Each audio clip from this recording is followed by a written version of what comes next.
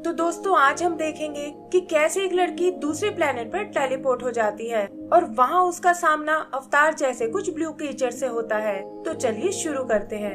Movie की शुरू में हम रेनी नाम की एक लड़की को देखते हैं जो अपने बर्थडे पार्टी की प्लानिंग कर रही है। शाम होते होते वो सारी तैयारी कर लेती है, लेकिन उसकी मॉम काम की वजह से घर वापस नहीं आ पाती। रेनी को ये देखकर बहुत गुस्सा आता है और वो अपनी मॉम से मिलने उसके ऑफिस की ओर निकल जाती है। उसकी मॉम आइलिन एक रिसर्च कंपनी में काम करती है और उन्हें इस बात की चिंता है कि उनका मार्केट वैल्यू दिन ब दिन गिरता जा रहा है। वो अपने कलीग जस्टिन से एक मीटिंग बुलाने को कहती है और तभी उसके पास रेनी का फोन आता है। रेनी अपना बर्थडे भूलने के लिए उस पर बहुत नाराज होती है और कहती है कि आप काम की वजह से मुझे हमेशा इग्नोर करती हो। फिर वो अपनी मॉम को नीचे गेट पर आने को कहती है, लेकिन देखती है कि उसकी मॉम तो टेस्टिंग के लिए लाई मंकी में ज्यादा इंटरेस्टेड है। गुस्से में अपना फोन फेंक कर वो जंगल में चली जाती है और आइलिन जस्टिन से उसे चेक करने को बोलती है। यही हम कंपनी के बॉस कैन को देखते हैं जो किसी स्पेस पोर्टल को खोलने की कोशिश कर रहा है। इसके लिए वो उस टेस्टिंग वाले मंकी पर एक लेजर फायर करता है, लेकिन वो उसे मिस करते हुए जंगल में खड़ी रेनी से जा टकराती है और वो अचानक से कहीं गायब हो जाती है। कैन के लोग ये देखकर घबरा जाते हैं, लेकिन कैन कहता है कि मुझे इससे कोई फर्क नहीं पड़ता क्योंकि फाइनली हमने अपने एक्सपेरिमेंट को पूरा कर लिया है। उधर रेनी टेलीपोर्ट होकर एक नए प्लेनेट पर आ जाती है और देखती है कि ये जगह देखने में बहुत सुंदर लग रही है। उसे लगता है कि ये शायद जंगल का कोई दूसरा कोना है और तभी उसे सामने एक बड़ा सा वाटरफॉल नजर आता है। वो अभी उसे देख ही रही होती है कि अचानक एक अजीब सा जानवर उसके सामने आ जाता है और ये देखकर रेनी बहुत डर जाती है। इधर जस्टिन आइलिन को बताता है कि नीचे उसे साइकिल और फोन के अलावा कोई नहीं मिला और आइलिन को लगता है कि शायद रेनी उसे परेशान कर रही है। जस्टिन उसे समझाता है कि शायद वो वापस घर चली गई है और तुम्हें उसे वहीं जाकर ढूंढना चाहिए। उधर रेनी भागते हुए उस क्रीचर से कहीं दूर निकल आती है, लेकिन यहाँ उसका सामना एक और भयानक मॉन्स्टर से होता है। तभी उस मॉन्स्टर के पैर में एक चाकू आकर लगता है और रेनी देखती है कि एक नीले रंग का लड़का उसकी मदद करने आया है जो देखने में किसी आदिवासी जैसा लग रहा है। वो लड़का उसे लेकर भागने लगता है, लेकिन वो मॉन्स्टर फिर एक बार उन्हें घेर लेता है। यहाँ रेनी अपने सामने उस पहले वाले क्रीचर को देखती है और वो लड़का उन दोनों में लड़ाई करा देता है और इसका फायदा उठाकर वो बचकर वहाँ से भाग निकलते हैं। फिर वो लड़का रेनी को बेहोश कर देता है और आँख खुलने पर वो देखती है कि वहाँ वो लड़का और एक आदमी उसे खाने की बात कर रहे हैं। ये देखकर वो डर जाती है, लेकिन वो आदमी उसे यकीन दिलाता है कि हम तुम्हें कोई नुकसान नहीं पहुंचाएंगे। फिर वो लोग उसे कुछ खाने को देते हैं और यहाँ रेनी को पता चलता है कि ये आदमी असल में डॉक्टर सेडविक है और ये लड़का उसका ग्रैंडसन ब्लू है। वो उससे ब्लू के इस तरह दिखने का कारण पूछती है और ब्लू उसे बताता है कि ये तो बस एक म्यूटेशन के कारण है और मैं इन्हीं का ग्रैंडसन हूँ। आगे रेनी उनसे उन क्रीचर्स के बारे में पूछती है कि आखिर वो डायनासोर जैसे जीव यहाँ क्या कर रहे हैं। तब सेडविक उसे बताता है कि वो डायनासोर नहीं हो सकते क्योंकि इस वक्त हम अर्थ की बजाय किसी दूसरे प्लेनेट पर हैं। ये सुनकर रेनी के होश उड़ जाते हैं और सेडविक उसे बताता है कि ये एक तरह का जंगल प्लेनेट है और उसी ने यहाँ तक आने के लिए एक पोर्टल की खोज की थी ताकि वो यहाँ की लाइफ पर रिसर्च कर सके। अगला पोर्टल खुलने में अब 3 दिन का वक्त है और तब वो रेनी को वापस घर भेजने को कहता है, लेकिन रेनी वापस जाने से मना कर देती है और कहती है कि उसे वहाँ पर कोई प्यार नहीं करता। आगे हम सेडविक को अपनी लैब में देखते हैं, लेकिन पता चलता है कि वो असल में कैन के लिए काम करता है और वो लोग यहाँ के ब्लू क्रीचर्स का डीएनए पाना चाहते हैं। कैन को उसके ढीले ढाले बिहेवियर पर बहुत गुस्सा आता है और वो सेडविक से तुरंत उस पोर्टल को खोलने को कहता है ताकि वो और उसके सोल्जर्स जंगल प्लेनेट पर आ सके। लेकिन सेडविक को डर है कि ऐसा करने से नेचर का बैलेंस बिगड़ जाएगा और वो इस काम को जल्दी से करने का प्रॉमिस करता है। फिर वो उन्हें रेनी के बारे में बताता है और पूछता है कि आखिर वो अकेले यहाँ कैसे आ पहुँची। कैन ये सुनकर सोच में पड़ जाता है क्योंकि इसका मतलब वो पोर्टल को अर्थ से भी कंट्रोल कर सकते हैं और यही सोचकर वो अपने लोगों से तुरंत उस पोर्टल को दोबारा खोलने को कहता है। जहाँ एक साइंटिस्ट इस बात की खबर आइलिन को देता है जो इस वक्त रेनी को अपने घर में ढूंढ रही है। वहाँ वो उसकी बर्थडे पार्टी की तैयारियों को देखती है और उसे बहुत दुख होता है कि मैंने अपनी बेटी के बर्थडे को खराब कर दिया। तभी उसे उस साइंटिस्ट का मैसेज मिलता है जो रेनी को बचाने के लिए तुरंत उसे ऑफिस में आने को कहता है। इधर सोते हुए ब्लू की अचानक आँख खुल जाती है और वो देखता है कि रेनी बाहर अकेले बैठी हुई है। वो वहाँ उससे बात करने जाता है और रेनी उसे बताती है कि उसकी मॉम को उसकी बिल्कुल फिक्र नहीं है और वो इस प्लेनेट से कभी वापस नहीं जाना चाहती। वो ब्लू से खुद को कहीं दूर ले जाने को बोलती है ताकि सेडविक उसे वापस ना भेज पाए, लेकिन ब्लू उसे समझाता है कि ये जगह बहुत खतरनाक है और हम इस तरह यहाँ से कहीं नहीं जा सकते। रेनी पर इन बातों का कोई असर नहीं होता और वो किसी तरह ब्लू को अपने साथ चलने के लिए मना लेती है।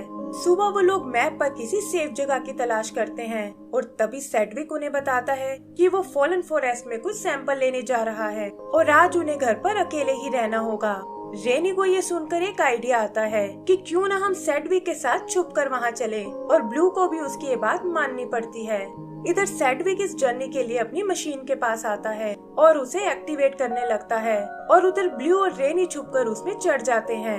ब्लू बताता है कि दादाजी काफी टाइम से कुछ मैजिकल प्लांट्स ढूंढ रहे हैं जिनमें इंसानों के जैसे ही बहुत नॉलेज है, लेकिन आज तक वो उन्हें कहीं नहीं मिले। रेनी को ये एक एडवेंचर की तरह लगता है और वो प्लान बनाती है कि आज हम इन्हीं प्लांट्स को ढूंढेंगे।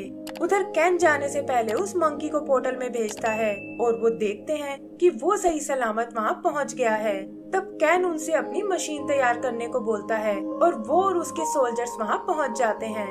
वहाँ लैब में वो सेडविक के साथ ब्लू की पिक्चर देखते हैं और कैन समझ जाता है कि वो इतने टाइम से उन्हें धोखा दे रहा था। आइलिन भी किसी तरह कैन की लैब में पहुंच जाती है और वहां उसे पता चलता है कि उसकी बेटी किसी और प्लेनेट पर है। ये सुनकर वो उदास हो जाती है और तब वो साइंटिस्ट उसे बताते हैं कि अगर तुम चाहो तो हम तुम्हें भी वहां भेज सकते हैं।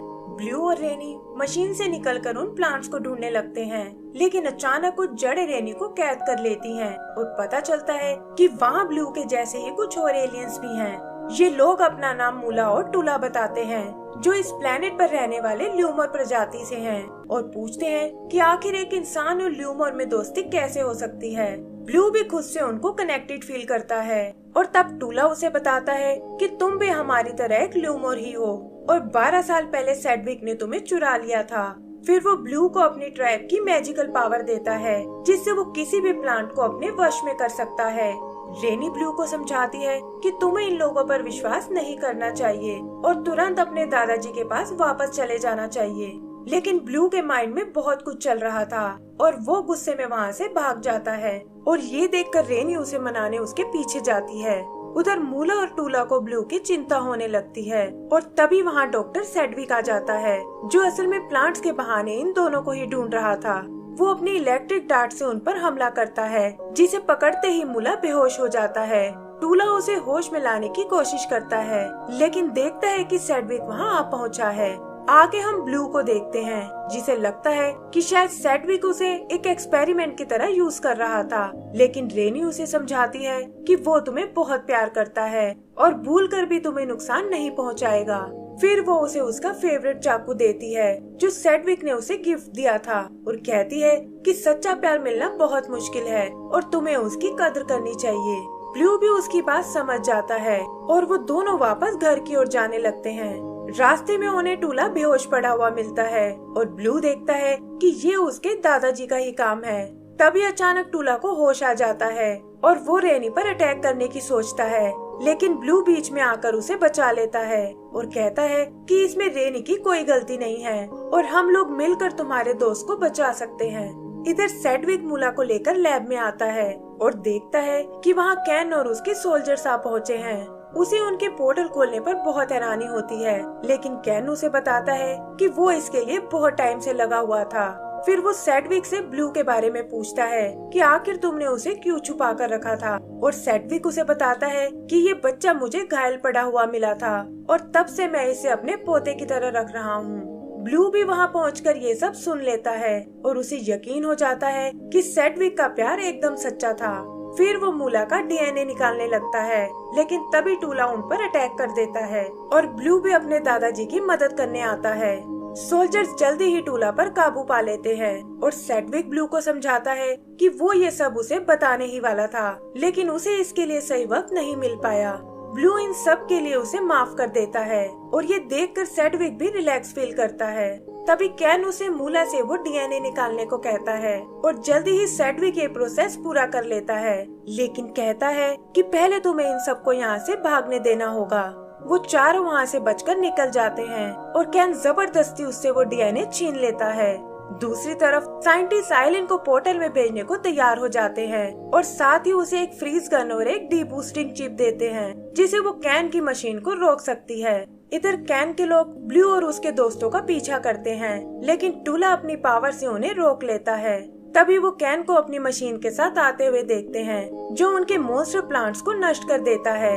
तब रेनी उसका ध्यान भटकाने आती है और ब्लू अपनी पावर से उसके शीशे को ब्लॉक कर देता है, जिससे मशीन एक चट्टान से टकराकर नष्ट हो जाती है। वो सब ये देखकर बहुत खुश होते हैं और ब्लू मशीन में फंसे अपने चाकू को वापस लेने जाता है, लेकिन तभी वो मशीन एक्टिव हो जाती है और इससे पहले कि वो उन्हें नुकसान पहुंचा पाए, सेडविक अपनी मशीन से उसे रोकने आ जाता है, जिसके साथ वो छोटा सा मंकी भी है।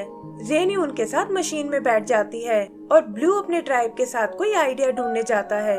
पुरानी होने के कारण सेडविक की मशीन कमजोर पड़ने लगती है और कैन उन्हें अपने लेजर से मारने की कोशिश करता है। तभी अचानक उसकी मशीन फ्रीज हो जाती है और वो देखते हैं कि आइलिन यहाँ उन्हें बचाने आई है। वो उस मशीन पर वो चिप लगाने लगती है, लेकिन कैन इससे भी खुद को आजाद करा लेता है और आइलिन उछलकर दूर जा गिरती है।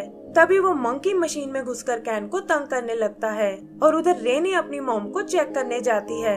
आइलिन उससे अपने बिहेवियर के लिए माफी मांगती है और वो दोनों एक दूसरे को गले से लगा लेती हैं। फिर रेनी वो चिप लेकर कैन की मशीन को डीएक्टिवेट करने जाती है और ल्यूमो ट्राइब मैजिक से उसे हवा में उड़ाने लगते हैं। कैन उसे अपने रोबोटिक हैंड से मसलने की कोशिश करता है, लेकिन वो अचानक से जाम हो जाता है और रेनी देखती है कि ये सब ब्लू के चाकू की वजह से हुआ है।